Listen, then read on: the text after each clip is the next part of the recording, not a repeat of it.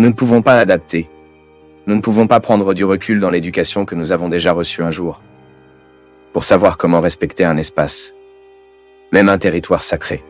Parfois, je vois la façon dont nous entrons dans les églises, le manque de respect est si grand car il n'y a pas de différence entre là et ici. Je prends de nombreux pèlerins à travers le monde. C'est la première chose que je leur dis au premier moment de notre pèlerinage. Les gars, réalisent le caractère sacré de chaque endroit. N'internez pas à l'intérieur de l'église de la même manière que vous entrez sur le marché. Je ne parle pas encore de religion. Je parle de valeurs, de vertu, d'éducation, qui est la base, qui est le premier instrumental de cette vie intérieure qui nous qualifiera de personne.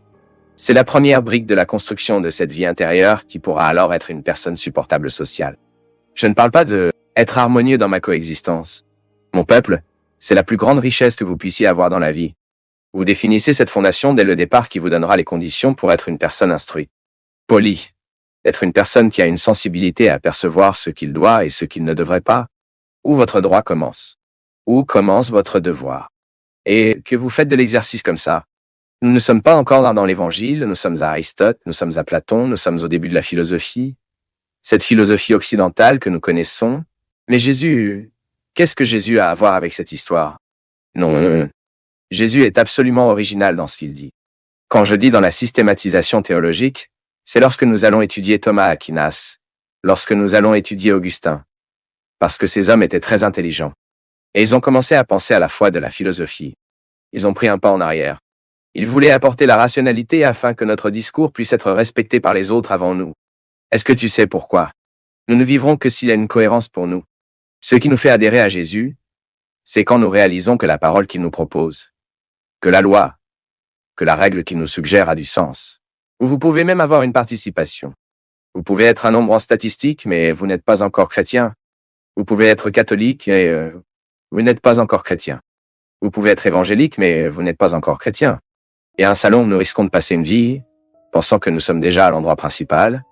La parole de Dieu dans notre vie n'a de sens que lorsque nous percevons la cohérence, c'est-à-dire s'aligne sur le sens, comprend. Et je connais de moi-même. Car c'est en moi que le mystère est réalisé. C'est en moi que Dieu est possible. Ah, mais prêtre, alors pourquoi je sors et je vais à l'église? Pour que vous vous voyiez à vous. C'est fantastique. Être là, dans ce passage que Jésus rencontre le Samaritain, et fait un merveilleux itinéraire de voyage intérieur avec cette femme. Cette femme était privée d'être dans le temple. Elle a été privée de la géographie de la foi. Jésus libère cette femme dans la clé principale, où toutes les chaînes de leurs esclaves ont été arrêtées, placées. Femme, il y aura un moment, et le moment est arrivé, quand il ne sera pas là, il ne sera pas là, mais sera pas là, mais ce sera en vous-même, en esprit, en vérité. Je peux donc symboliquement, religieusement, quitter ma maison et aller à l'église. Pourquoi? Parce que là, ces murs, cet autel, cette liturgie me rend plus facile de me pénétrer. Et entrant en moi, je commence à vivre l'expérience d'une confrontation personnelle avec Dieu, qui me montrera chaque détail de mon indigence, ne me rejetant jamais. Ne me rejette jamais. Mon indigence, cette indigence morale que je découvre, cette indigence émotionnelle, puis vous pouvez déplier cette indigence dans tous les aspects que vous percevez en vous. J'ai des indigences morales, vous avez. Je ne suis pas toujours juste, pas toujours dans ma relation avec les gens que je peux rendre justice, prévaloir. C'est une indigence. Qu'est-ce qui cause cette indigence? C'est un devoir à faire. À un moment donné de ma vie, quelqu'un m'a traumatisé. Quelqu'un m'a négligé une nécessité. Et cela peut être définitif en moi. La peur de ne pas l'avoir. Habituellement, lorsque nous étions très pauvres dans l'enfance, nous prenons le temps d'être généreux après que la vie nous ait donné quelque chose. Ce n'est pas vrai? Il y a des gens qui ne le font pas. Il y a des gens qui semblent sortir, quittent déjà la pauvreté, prêts pour la générosité. Mais ce n'est pas toujours comme ça. Combien de fois ai-je essayé cela sur moi-même? L'indigence matérielle vit beaucoup et soudain je l'avais faite. Soudain je ne suis plus privé, mais la mienne, ma tendance était de s'accumuler, de s'accumuler, de s'accumuler. Savez-vous ce que c'était? Je ne parle pas d'argent, non. Je parle d'idiot. Pantalon, chaussures, chemise.